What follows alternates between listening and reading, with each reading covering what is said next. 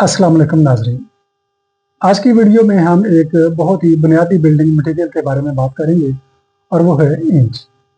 अगर आप घर बनाने का इरादा रखते हैं या कंस्ट्रक्शन के बारे में जानना चाहते हैं तो ये वीडियो आपके लिए बहुत ज़रूरी है। नाज़रीन, पाकिस्तान में ईंट की अमूमन 3 इकसाम पाई जाती हैं, जिसमें पहले नंबर पर हमारी रवायती सुर्ख ईंट जो कि मिट्टी से बनती है और बाद में इसको भट्टी में पकाया जाता है। नंबर 2 कंक्रीट ब्लॉक्स, ये बजरी, रेत और सीमेंट से बनते हैं। और नंबर 3 फ्लाई ऐश ब्रिक्स, ये फ्लाई ऐश, सीमेंट और चूने से बनती है। इसे माहौल दोष ईंट भी कहा जाता है। अब बात करते हैं अच्छी और म्यारी ईंट की पहचान। नाज़रीन, चंद आसान और सादा से तरीके हैं जिनकी मदद से हम अच्छी और म्यारी ईंट को पहचान सकते हैं।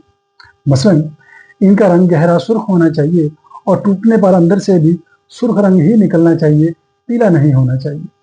नंबर 2, अगर आप दो ईंटों को आपस में टकराएं तो अंदर से जानदार और खनकदार आवाज आनी चाहिए, खोखली आवाज नहीं होनी चाहिए।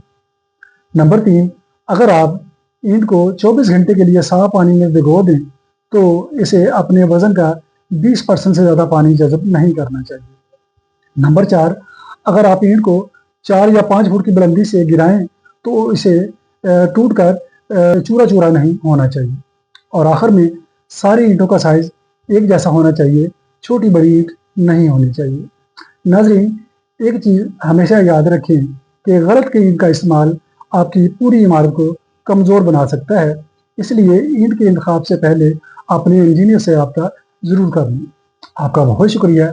अल्लाह हाफ़िज़।